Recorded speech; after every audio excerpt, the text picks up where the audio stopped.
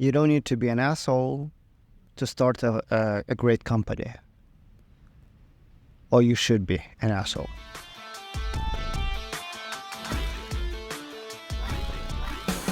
We did an article about Zoom, right? We did a lot of research. So the main point of this article was like how to start a company from the zero. Like what was the success story of the Zoom from the beginning, right?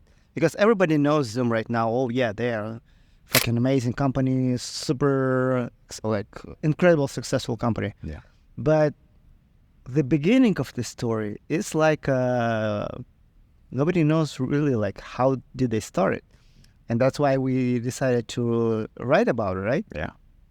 It's a fascinating story because it starts with Eric coming to the United States, Yeah. joining WebEx as one of, if I'm not mistaken, Top 10 one of the first 10 first engineers that they hire.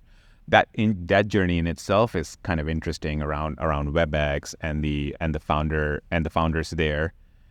And he started there all the way. He became a VP of engineering before the acquisition, before Cisco acquired WebEx, and then went on to be there for, I want to say, like still 3-4 years. And then, back then this WebEx actually was a Zoom, right? Yep. At that time. Yep. So they were also like kicked off. They were startup. Yeah. And what's his name? The dude, Subra Iyer? Super Ayo. Yes. He started this thing and he was acquired by Cisco for how many, like $3-something billion, Yeah. which is awesome.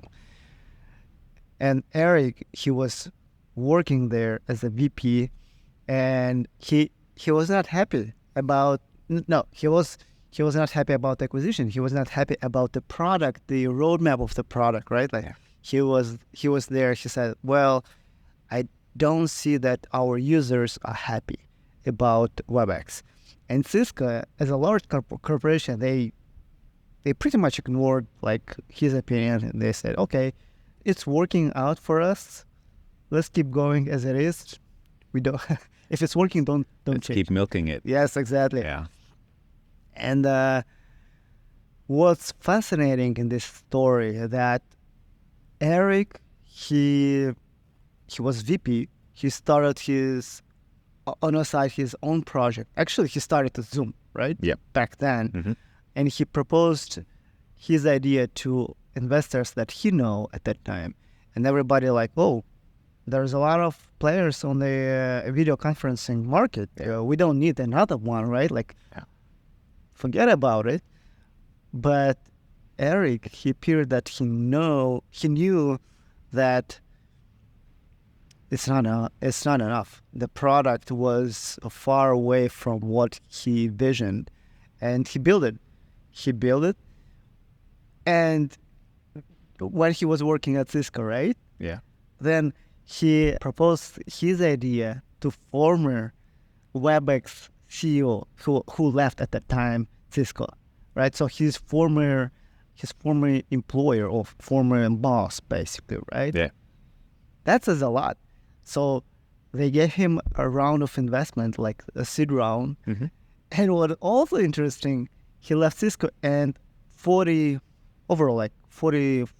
engineers also left Cisco to start working with Eric. I mean, it says a lot. It says a lot. You're working for a big company, you're getting a solid paycheck. Yeah. Why would you... VP of engineering, damn it. VP of engineering, yeah. And why would you leave for a long shot, which is competing in a busy space?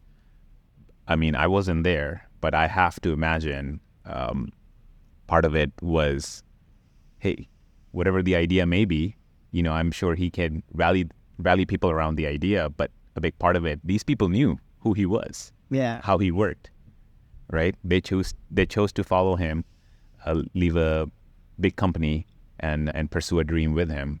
It says actually that these guys, they trusted, and he had some leadership skills that people believed it. Yeah.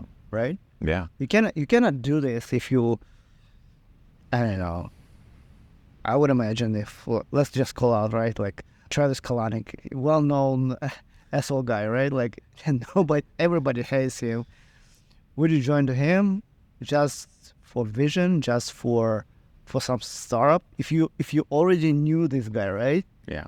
I would doubt it because I don't know. Maybe at that time, people joined them and they discovered Travis. Like, oh, I mean, it also feels like at least people glorify assholes, right? Yeah. For a while, it's felt like that. You know, when you think about Steve Jobs. Steve right? Jobs, right? Yeah. That's a very famous example of just glorifying Yeah. being an asshole. I'm sure that's not the only reason. You know, there are some creative pursuit, their successes, but it seemed for a while that that's all we would hear about.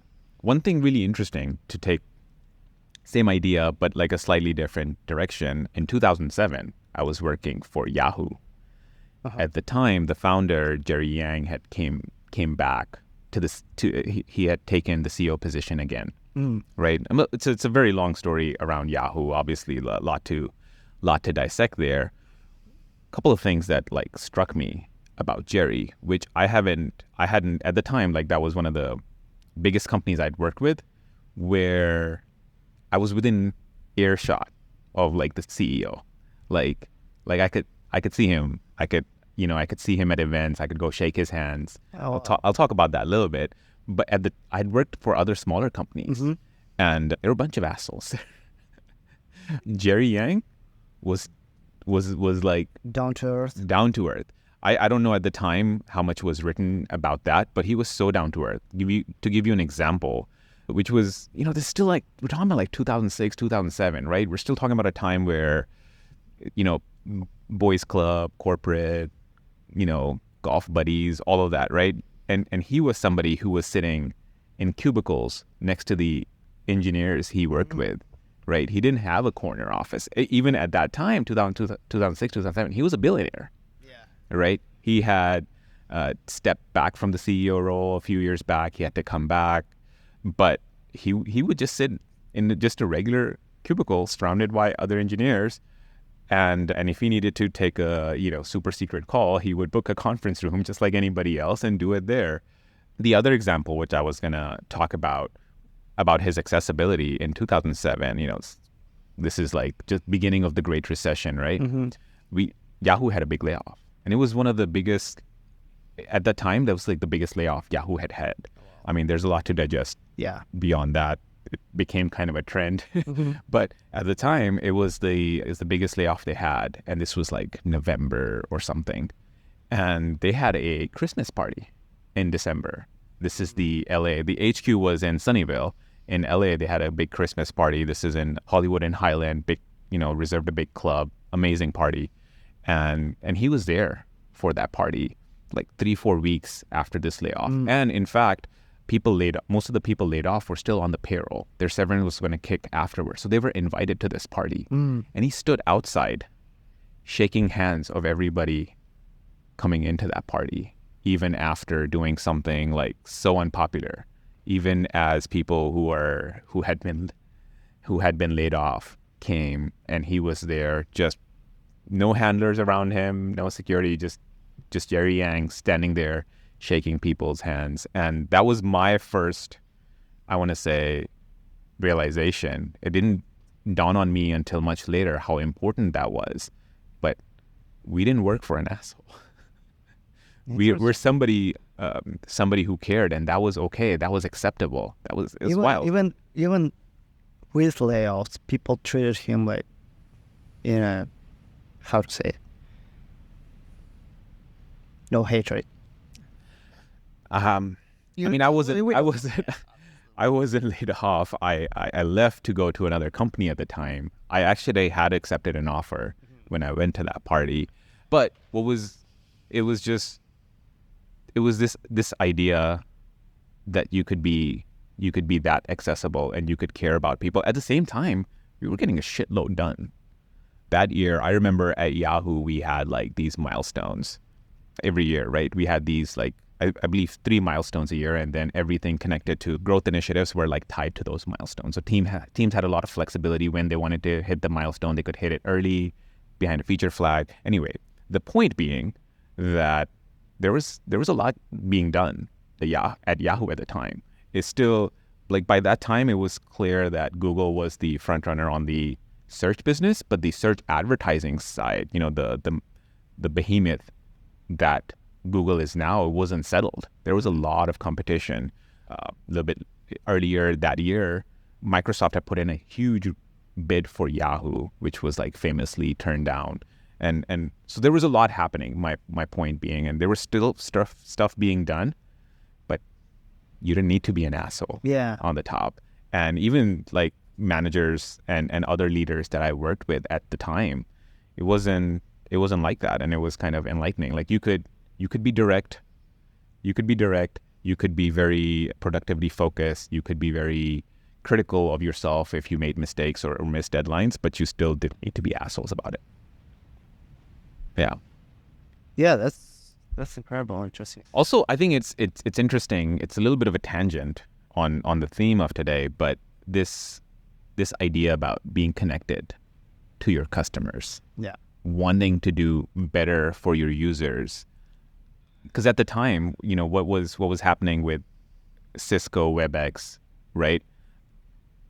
Nobody saw like a market, and even like, not to give Eric too much credit, he didn't see there was a market for B2C for this kind of thing. Right. It was until later, check out the article for more details on it. But it was kind of interesting that even though this was primarily the money coming into this space was primarily coming in from enterprises and larger companies. Eric, Zoom decided to target like smaller companies, and then obviously, they were able to make money off of B2C as well, which was very interesting, the freemium model there. But the point being, this was something being sold to enterprises, right? Large sales cycle, big sales teams, account executives, and he still found a way to connect and care about his users. Right? And he wasn't satisfied with the work he was doing as a leader for this product because he didn't see his users being happy with his product. That is, it takes such a connection, right? You're making money, but you're not happy because your users are not happy. Like that drive is such an interesting thing when I think about whether I think about startups or somebody bootstrapping a company, like how important that is, right? You sometimes, especially, you see sometimes engineers starting a company and they're just so focused on the product. I mean, you and I have easy to lose track of the product and how crucial it is to keep an eye on your users, even for a company that was primarily like business to business and even selling to enterprises.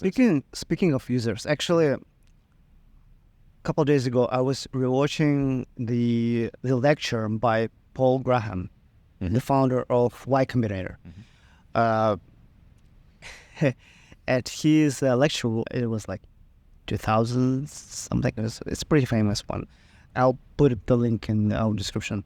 So the lecture was like about how to start a startup, right? And the most funny thing that he said, like, to start a startup, you don't need to learn all these things, how to start a startup. You don't need this thing. Interesting. He said, what you need to know your users. You need to be connected with the users. This is the most important part. You don't need to know. You will learn all these things about startups along the way.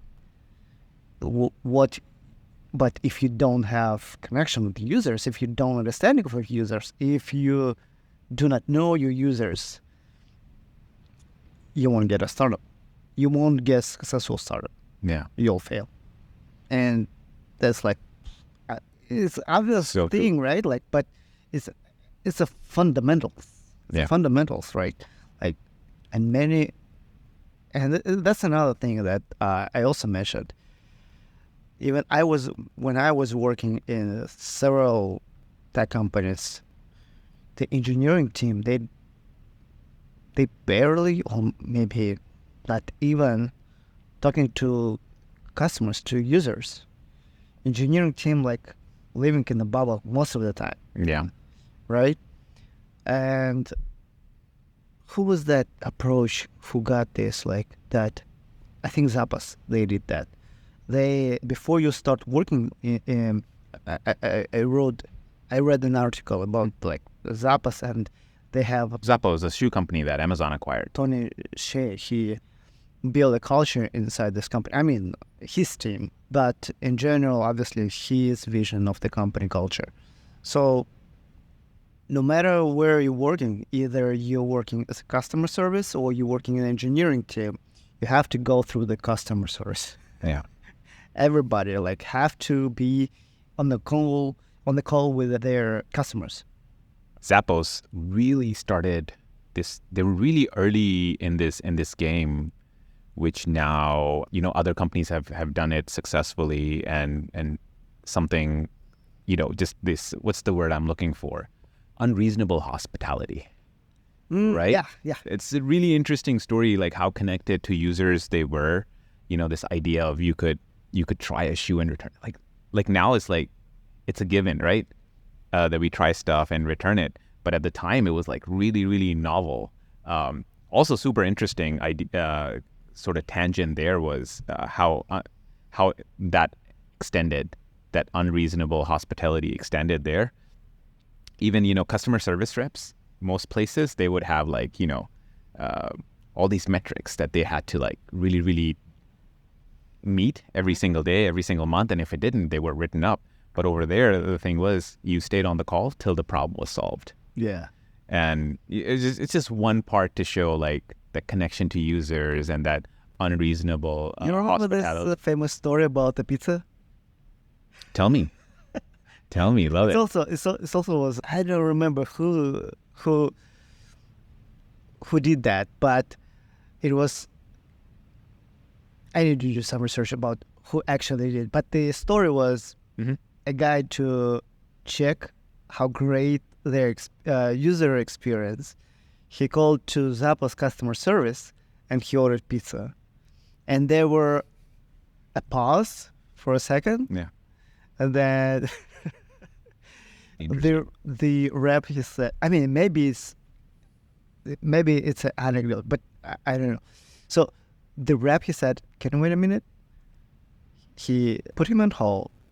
And then within maybe a minute, he got back to the call and he said, what is your address, sir? and they ordered for him a pizza. There we go. That's so, I mean, I'm like, seriously? Yeah. And at the time, before the acquisition, before the idea really took off, again, this is a million years ago, but people were making fun of them. Yeah. There's no way you're going to be in business, no way you're going to be successful doing that, knowing what your users want, this idea of hospitality in e-commerce, way ahead of their game. It's kind of, you see it so much now, but you didn't see it before them. Yeah. Folks, subscribe to our newsletter. We start writing the articles about startups, about how you can get a startup, how you can get a business actually, not just a tech startup.